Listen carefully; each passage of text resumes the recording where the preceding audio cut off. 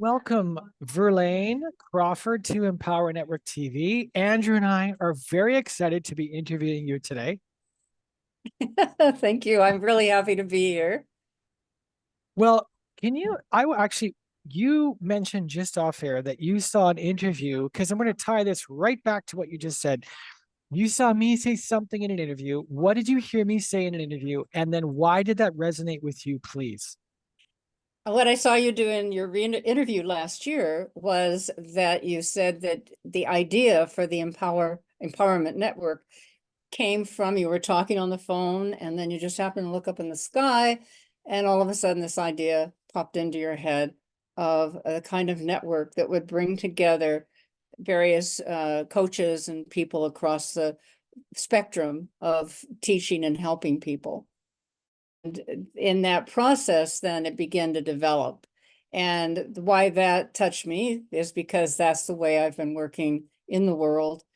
Basically started when I was 22 and I met a man in an elevator who told me to make a list of the things I wanted and the date by which they would happen. And then he showed me how everything happened for him. The most amazing things, like he says, look outside here. Here's my Thunderbird convertible I had on my list. And he says, then now let me show you the building I had on my list. I trusted him and got into the into the convertible, I guess thinking I could climb out, right? And we go around the corner of Wilshire Boulevard, and there's a building. It's on Sunday, and he said, "Let me show you that I've rented all the spaces." That was the next thing on the list, and he opens the door with a key, right? And I'm thinking he's the janitor. That's the reason he has the key, right? So then he shows me. Of course, this is back in the day before any computers. So he shows me this little chart that's, all red. And then so anyway, and he says, "And I'm moving across the street to a penthouse apartment next week." Well, we get back to the apartment building where I was staying, and we part ways. And then he knocks on my door.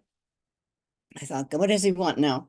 And he hands me the book, As a Man Thinketh by James. And he said, make your list, make your list. So I made my list, thinking it was ridiculous. And I'm all of 22 years old, right? And so I said, I was taking classes in fashion design. And so I said I'd be modeling by a certain date. I'd be on television, and I didn't even own a television. This was a kind of a room in an apartment building that you pulled the bed out of the wall. This is where I was staying, right? and then I said I'd be living in an apartment at the beach that I could afford, and that I would be driving an XKE Jaguar on my birthday. So this all happened at 22, and everything took place. It was like an amazing treasure hunt. What happens if for the people out there that are familiar with the law of attraction, or with the idea of bringing in manifesting your reality, is to pay attention to the clues, and the clues may have nothing to do with what you have on your list. So that has been my life. I followed this concept, right? But I told other people about the list, and I'd watch what they were able to do. Some were great, amazing stuff happened. Others kind of halfway. So I'm going, what happened? And I remember one lady said she'd be married by a certain date. And she hadn't dated for 20 years. So a bit of a long shot. So I said, okay, so something has to do with beliefs, but I don't know what it is, and so forth. So it took many years until I finally found the answer. And it found the answer through an accident. And well, you could call it more of an occurrence. I was in a parking garage. I was working in an ad agency. I was chief copywriter. And I went under the building. This was a great building, beautiful building on Wilshire Boulevard. I love the name. It was the Life Assurance Building. Right. And I go down in an elevator to the underground parking. And I started walking toward the door. There are two doors, and I'm walking to the one closest to my car. And a man dressed in a guard uniform passes me. And my intuition, which had become more and more prevalent but that didn't mean that I didn't argue with it, right? And this man passed, and the voice in my head said, run. And I argued, run? Why should I run? I don't feel like running. It's late. I don't want to run. And before I could get to the door, he had his arm around my neck and a knife at my throat. And he started pushing me toward the other door. And then the miracle happened, because I believe in miracles. And the miracle was that the other elevator came down. Two men started to come out, and they were trying, they first of all thought I had done something wrong, because they see a guard with an arm around my neck, right? He had transferred the knife to my back, and he stabbed me in the back. And they pulled me in the elevator, and my lung collapsed. And I thought I was dying. And as I was heading for the floor, I said to God, you know, if I should survive, let me be an instrument of your peace. And I don't even know where that came from. It just was there. And so I survived, got help. The police came and went to the hospital. That's a gory story in the hospital, because they had to stab me in the chest to put the tube in to reinflate the leg. So it was like a series of really terrible experiences. And so finally, I got well. I'm back to work after a few weeks, and I tried to find this guy, with the police, and that didn't work out well. And about 6 months later, it was March now. This happened in August. In March, the police came in the building, bomb threat, 15th floor. That was our floor. I went home to my sweetheart, John. I said, I'm going back to Carmel. That's where I had gone to high school. And I was raised in Iowa, but we had moved to Carmel. And I had to get out of there, And so began the healing and worked with a psychologist. That helped, but I still was very afraid. I really couldn't watch scary movies and stuff. My hands would start sweating. I had PTSD. And so anyway, long story to get to that, I went to a NLP workshop, neuro-linguistics programming workshop. It was fascinating. It was 3 days. It was in Carmel. It had just come out, and these guys were from UC Santa Barbara that started it. And so they're teaching about how we create rapport and all the different things about NLP, which is fascinating. And I found it very helpful. And then they had a little bit of a part where they did an integration technique. And he said, we have any volunteers? And I'm like, so he called me up, and I did the integration on the stabbing. And what it showed is the beliefs that were there, the fear that was there, the concept of being attacked. Even in Carmel, when I was growing up and I went to the beach, I would stand looking at the ocean, and I'd say, I'm going to stand like this, and I'm not going to be afraid of someone coming up behind me. I'm not going to be afraid, Yeah. And so what happened is it shifted my life, and the PTSD was gone. I could now travel by myself. I must say that I am cautious, right? I don't like underground parking garages, but I can do it. Elevators are a bit of a problem, but I can do it. And so I started working with this and seeing the problems that people were having. And over time, it seemed like wherever I would work, I'd end up someone knocking on my door and coming in and saying, close the door, and can you help me with this problem? I hadn't advertised myself to them that, that I could do that, but I guess they could trust me. And so I started to do the integration with people, and then I did workshops, and I ended up meeting a fellow and moving up in the mountain in Idlewild, which is the opposite mountain from where you were at Lake Arrowhead. And I'm on the mountain, and it became a retreat center, and I was able to do workshops there. And the miracles that were happening with people with doing this integration of what the key thing it is that I believe we have sub-personalities. You could almost say sub-egos, sub-parts of us. And their job is to take beliefs and hold on to them. I call them the keepers of our beliefs. And so you have opposing beliefs about health, about what I call the four cornerstones of life: your health, your wealth, your love, and your self-expression. So you've got these four cornerstones, and if any of those are missing, the building starts to tilt.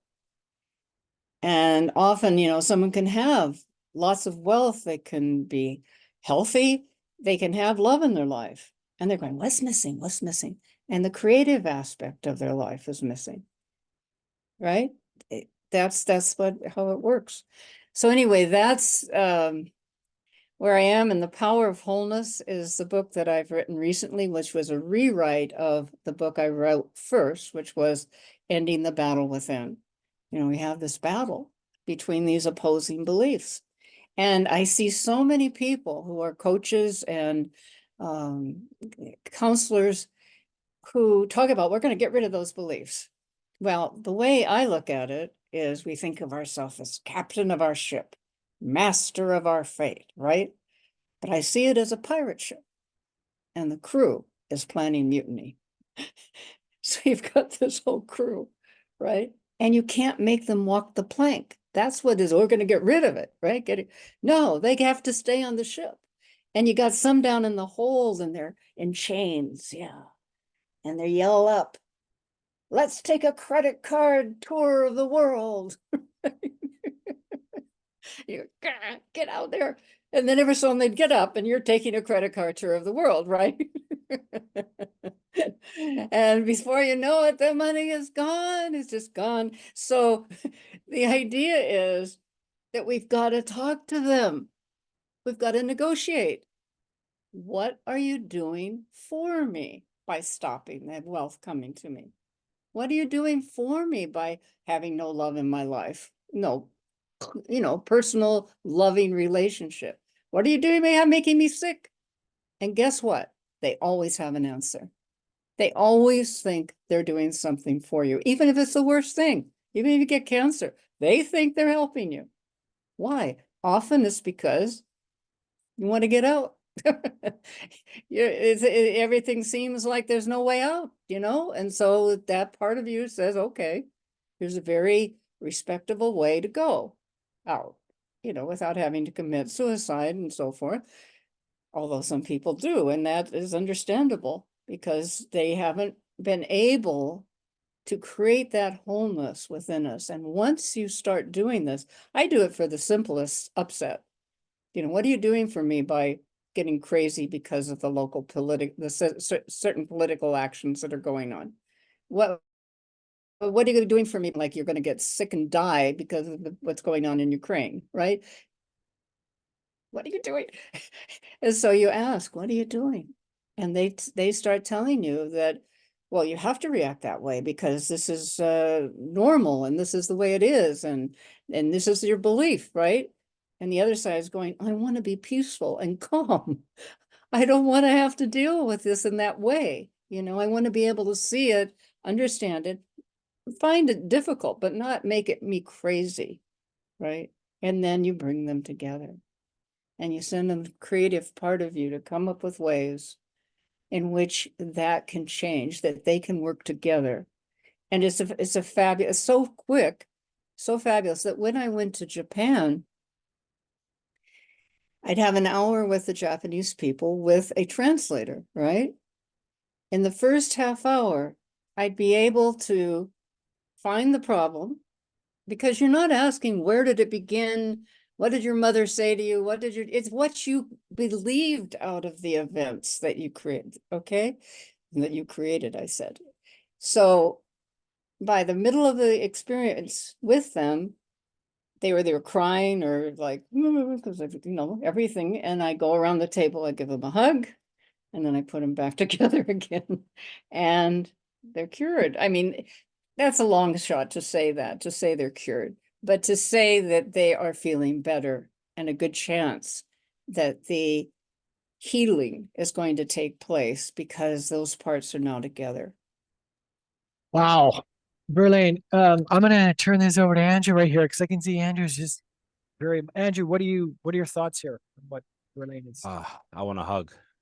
Yeah, yeah, I'll give you one. That was amazing. That's such an amazing story and occurrences that happened. And yeah, I'm in Seoul, South Korea, and I'm just thinking, oh wow, we were so close when you were in Japan, just across the water. But you mentioned something. You said about indications. I think you said having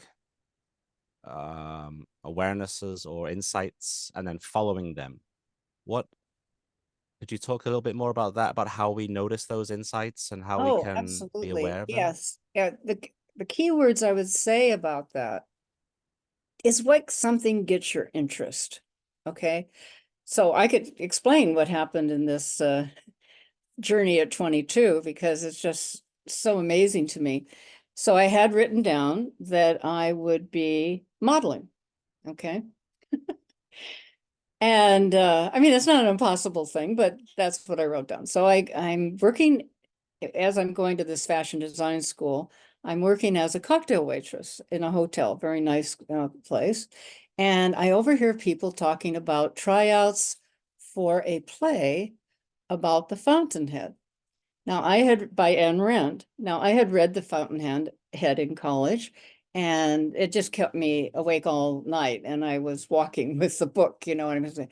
Because the whole concept in that one too is, well, you wouldn't understand this, Amos, that the idea of being independent, right? Of doing that, you're doing your thing and not having the world telling you what to do, and thus going far beyond what is normal. So anyway, that intrigued me, and I said, well, where, I went up to them and I said, where are they having the tryouts? And they said Capitol Records. And I said, oh, okay. And so I thought, well, I could call and see if I could be in the play. Now, what does that have to do with modeling? Not much, okay? In fact, zero. I wasn't putting that together in any way. All right, so I call him up, and I'm talking to this lady and said, I'd like to try out for the play. And she said, well, what part would you like? And I said, well, the lead, because there really aren't any other women. And she said, well, you sound very young on the phone, you know. And I said, oh, I'm not, I look old. I really look old. So I had my hair short like this, only more like Twiggy, you know, in the old days. And so I bought a long wig and tied it in back. I thought that's going to make me look old. So I go there, and she said, well, you're really quite young for that part. She was in her 30s. And she said, well, why do you want to be an actress? And it blurts out my mouth, I don't want to be an actress. I want to be a writer. Now that's the way to get a part, isn't it? And she says, oh, okay, just a minute. And she goes out of the room and comes back with the editor-in-chief of Capitol Records magazine, Keynotes magazine. He sits down and talks to me, and I said, well, I've been doing copywriting for ad agencies, etc.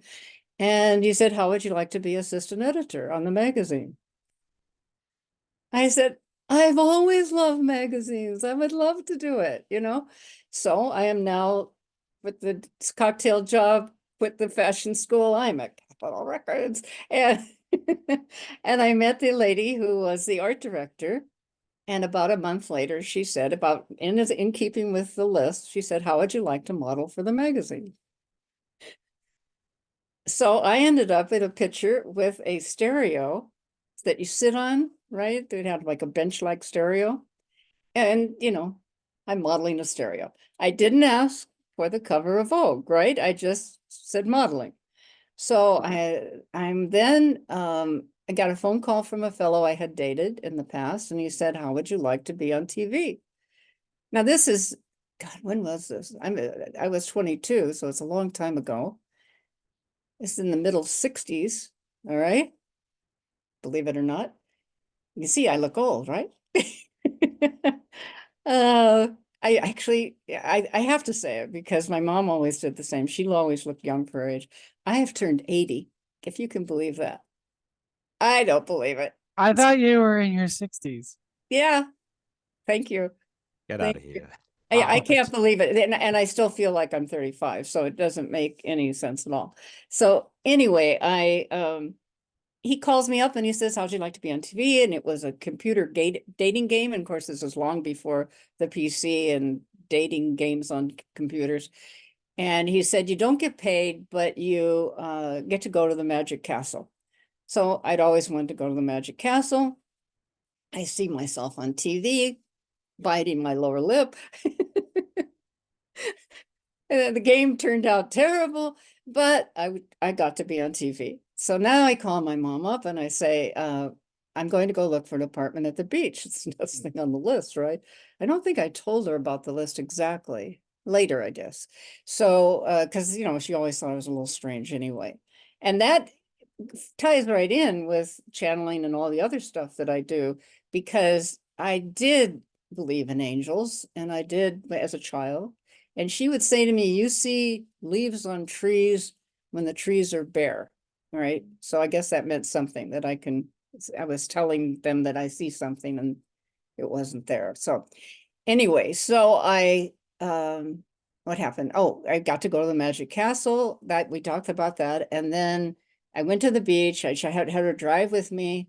And I went from Newport Beach north. She said, are you going to look at a newspaper, find a listing? I said, no, just drive, you know. So we drive up the coast. We get to Long Beach, Belmont Shores, which is south of Long Beach. You have all little inlets and waterways. And I get a feeling turn left, and there's this house with a rent sign. And in the back was a darling apartment with a kitchen and everything. And it was, I think it was $110 a month in those days, which was even cheap then, right? And so now I'm working at Capitol Records. I have my apartment at the beach. I'm having parties with bands. And the water is right across the street. I mean, it's like crazy. So now I start dating a fellow who has a sports car, and it's a yellow XKE Jaguar. And on my birthday, he says, how would you like to drive the car? So I'm driving an XKE Jaguar on my birthday. I didn't say I would own it. So the treasure hunt is so fascinating. I mean, when I was vice president of this high-tech company, I saw that AT&T was going to have a meeting, and I told the Edward, the president, I said, we need to go to that meeting. They had a software program called Crystal Writer. And of course, that's why I joined them, because it was about crystals, right? No. It was Crystal Writer was a Unix-based product, and AT&T needed Unix-based products. So he said, oh, they're just going to sell computers. And I said, we have to go. So we get there, and after the program, he said, see, all they were going to do is advertise the computers. I said, don't worry. We have to look with the person with light around him. And he's looking at me like, God, what do we hire? You know? And I see a man with light around him, and he's on stage. And I said, come on, we're going up the stage. And we go up there, and his name was Bob Whitecotton. Do you love it? Whitecotton and light makes sense, right? He couldn't help but light up. And so I said to him that we had this program, Crystal Writer. And oh, I forgot to mention that before we went to the meeting, I'm sitting there. I'm new to the company at that point. This is a second company. And I'm looking at a magazine. And I said, we need a new product for the company. And I looked, and 3 words lit up on the page: document management system. Different places on this page. I mean, even I get surprised by all this all the time. So I told him, I said, we are developing a document management system. And he said, oh my God, we've always wanted one. We have to have it, you know. Da, da. Anyway, they had me come to New York, to New Jersey, pick me up in the limousine, and get right to the main people and sign a contract. And they give us $250,000 up front to develop the program. This and another company had a whole plan. See, this is the thing. As a marketing person in a company, and for a lot of companies, they always want you to do a marketing plan, right? You were talking a lot about it, Amos, in terms of in Amos's interview, he was talking about marketing because most people don't know very much about it. But you make a plan. Well, the plan is all pie in the sky, right? It makes sense that it is. But what if you could go from the beginning of the plan to the end of the plan and compress time? And that's what your intuition will help you do. Your inner knowing will take you there so much faster. And this other company had set up an guy in an apartment in the New Jersey near the plant. He had to go and start meeting people and going to social groups, and he was doing all kinds of things. And he was taking, it still hadn't happened. It was over a year. I was able to compress that time by following my intuition to a couple of weeks, right? So that's the game of, I mean, everybody talks about lifting your vibrational frequency. How do you do that? You do it by visualizing and being in what you want to accomplish. You are living in that experience in every way. I wanted to go back to Paris, and I just put pictures of Paris all over my apartment, right? And I even got a license plate that was supposed to be saying Paris V, all right, from my name. But it turned out to be Paris Roman numeral V because I went 5 times after I put it on my license plate. So does that sort of answer your question in terms of following leads? Oh, absolutely, and so much more. Thank you for that wonderful, Yeah, story. it's so much fun. Verlaine, we opened this with, title is I opened up to new dimensions. So these new dimensions sounds like it's been a progressive realization. And so for someone that is not yet, this is foreign or freaky or weird or odd or woo-woo, what would you encourage them to, what's a baby step they could take so that this could one day become a reality for them? Yes. When you ask a question in your mind, let's say you're trying to make a decision between jobs or to move somewhere or something like that.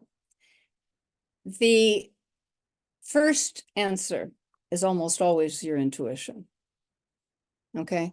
Because after that is the argument from your mind. So the first impression that you get in regard to that, and then paying very close attention to the way you truly feel. This is so important, like in dating, right? How often we just put aside any negative aspect about the person that we're dating. We don't even investigate it. We don't pay attention to what they're really saying. What are they really projecting to you? And how does it feel?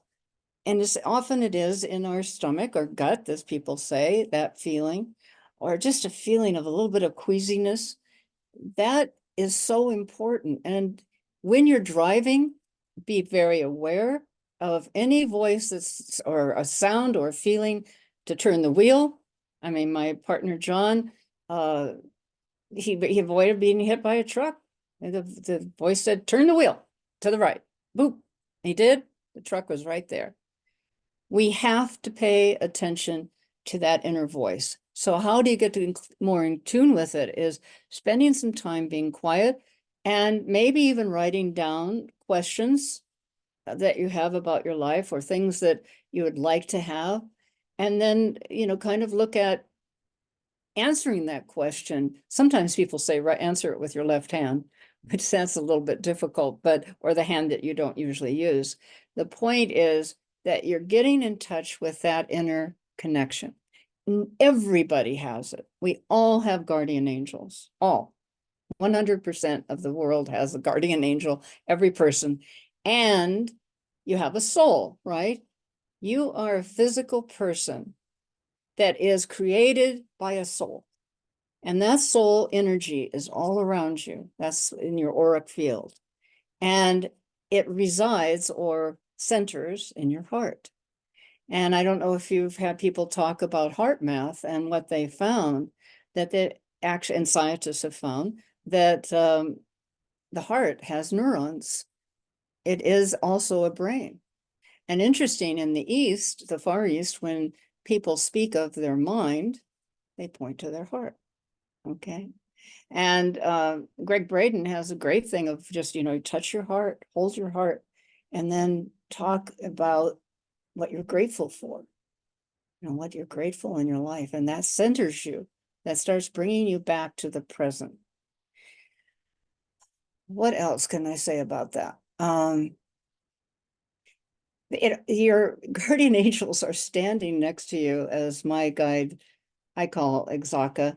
Ixaka says we stand next to you and we're twiddling our thumbs, waiting for you to ask for something. Just ask for something. And so we finally do. I'd really like to have $100,000 in the bank, let's say. Okay. He said immediately the guardian angel gets really busy, starts looking at how to create connections, what to do, how to get you into a place where you're making money, et cetera, et cetera. And signs, looking for signs. As John has written down, signs, confirmations. I can't even see it. The point, there's 3 ways, but I can't think of it right now. The point being that you're looking, I'm serious, signs, like a sign in a store, a sign on the road. All of it is set up to get you to flow into the world of what you really desire. And the more that you practice it, the more you pay attention. And then I'm going to finish the thing about God. This is what I'd really like, the 100,000. And so they've got it all set up. It's like this wonderful treasure map that's going to happen. They're going to have everybody ready to meet you along the way. And then you say, but that can't happen. And the guardian angel says, stop everything. They just said they can't have it. It can't happen. Yeah, that's what we do. We do. We cancel. We cancel with the next word. We are so powerful. Every single person, anyone that's watching, you 2 gentlemen, we are so powerful, and we tamper it down. We hold it down. We don't think we can be all that we can be. We don't even have a concept of it. And you can do anything. This empowerment network can be huge, just like you had asked for it to be. And I know it's growing. And all of it happens through this flow that you are working with the, I call angels, they're energy sources. There's such incredible beings on the other side that are all waiting to be helpful. They really want this planet to have some help right at this time, but particularly, as Ixaka said, we were invited or volunteered to come to Earth at this time. I would say many of us that are teachers, to come back to this Earth, we've spent some time here to help in the birthing of a new concept of reality. Wow. Yeah. Andrew, I'm going to go to you in a second. I just want to say, Verlaine, I'm going to be trying more of this. I've been doing some of this, not all of what you're saying.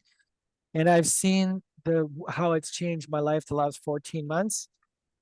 And it's opening up a whole new realms to me. Andrew, how is this hitting you? Oh, it's powerful. Absolutely. Yeah.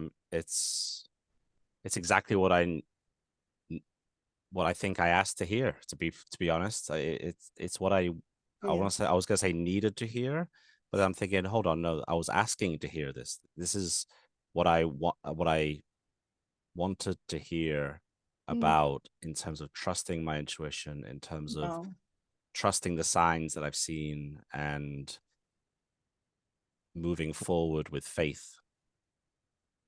Yeah.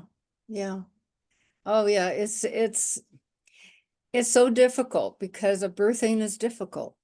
We have moved from the 3rd dimension into the 4th dimension. And the 4th dimension is emotion. And so it means that our physical bodies are actually much lighter. And they are now our emotional bodies. And I don't know if you about the people listening, or if you know about the astral realm. The astral realm is usually where people go who are quite upset when they die, because they haven't resolved their difficulties. And it doesn't mean they have to stay there. It's just that that's a level of emotional energy. And so that Exaka said this, the whole, you're all dead, but you don't know it. And that's because nobody ever dies, right? We are in the astral realm. And so what do you see? You see all this emotion coming up, all this hatred, all this sadness, all this pain from centuries. Centuries is in the atmosphere. But the truth is that what happened in 2012, right? And then, no, actually, it started happening in 1987. And then in 2012, the planet actually started vibrating at the 5th dimension. And that's the mental realm. Okay, so if you can lift your emotions, at least to the mind, but to understand that if you're thinking a thought that it's upsetting, it used to come down into the emotional realm and just shake the emotions and then eventually shake the body. What's happening now, the mental is shaking the body immediately. Shoo. And so the 6th dimension is beyond the mind. And that is where the angels are and the beings of light. So if you can move above as much as you can through meditation, through relaxation, through allowing integration, bringing those parts together that are fighting inside of you, you can get past the mental where the thoughts are all just flying around and calm it. And then the body can relax and release that pain, that sadness, that all those past experiences, past lives, past events. And so that energy is possible to handle. But that explains right now, like we went to Zurich 10 years ago and around Europe, but Zurich particularly felt at the 5th dimension. I mean, it was like you'd gone through a portal to see these people standing tall, laughing, out enjoying each other, exercising, no matter the age, from old people to children. They all looked integrated. They looked grounded. We don't see that very much in our country, unfortunately. And or in many places of the world, there's so much anger. And that comes from these beliefs that are the seeds. The seeds produce the thoughts create the emotions and the energy in motion. And then you start making choices. And you make choices not from a clear thought, but from that emotional level, which is not a clear place to be. So my desire is my passion is to help people understand these things, right? Help you to live them. And I want to do the workshop for coaches and other people for the integration process so that we can, and anybody who's interested, so that the simple experience of saying, okay, this part of me says I shouldn't be wealthy because I'm not going to be spiritual, because I am not going to have, I'm not going to be a nice person if I'm wealthy. I mean, we have so many ridiculous reasons why wealth is not a good thing, we think, a part of us. We have those beliefs in the atmosphere. And on the other side, you say, yes, but I could do many things for other people. I could travel, I can teach, I can do things that are good, right? And so you have these two parts and you say, what can you change? Can this part of me that, what if you could be good? You could be an honest person. You could be a fine person as a wealthy person. Would you be willing to change your behavior? And so if they say, well, if I can have all that, okay, they don't usually give a resounding yes, but they say, okay. So you then send them to the creative part of you to come up with 3 ways in which that can happen. And you don't have to know what the 3 ways are. That just starts to be created, and you see yourself acting differently and feeling differently. And then you ask the 2 to come together, which often as they start to come together, they won't move. And so the person is guiding, or if you're guiding yourself, you say, what, you need something else? What's wrong? And you say, well, I still like to keep my friends. People lose their friends when they get well. Okay, you'll be able to keep your friends. You'll be able, it's like you're talking to a child, because often you are, where they got that idea. And so finally they come together, you intertwine your fingers, bring them up to your heart, and see them hugging each other and holding each other. And then you see all parts of you forming a huddle around those two, sending love and healing, and your higher self, that greater aspect of who you really are, sending love and healing to the two in the center. And then you see them walking hand in hand on a beautiful hillside, covered in grass and lots of trees and flowers. And you see them talking to each other and sharing how they're going to work together.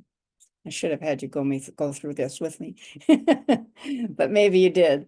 So the idea is to bring all parts of you together so you don't have that inner conflict and your mind chattering on about this things all the time.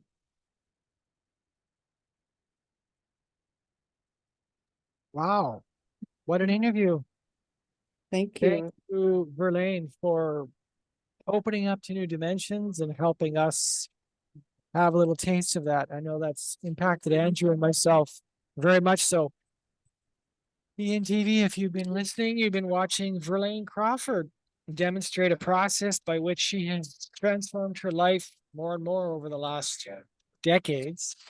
Still can't believe you've hit 80. That doesn't make sense to me at all. No, it doesn't to me either. Andrew, any thoughts you have before we wrap here? Just, I could do this interview for another hour at least, easily. I'd love to come back. It was a wonderful experience, and so Thank you, Andrew. yeah, great to hear what you have to share. Thank you, Verlaine. I really appreciate you listening and sharing this with people. And if anyone wants to get in touch with me, it's verlainecrawford.com. And then I have a website that I've spent a lot of time on putting up information. It's called Creative Life Adventures. And that's what I see, is that we need our creativity, and life is a creative experience. And the more you work with it, it can be your greatest work of art. Oh, thanks for being here, Verlaine. Thanks, Andrew, for assisting today. What a pleasure this was. ENTV, please reach out to Verlaine if what she said connects with you, how it's connected with Andrew and I. She'd love to discuss things with you. I'll be tagging you in this, Verlaine, and please, after I've tagged you, put your links in the comments, and we'll call it here. Thanks so much. All right. Thank you.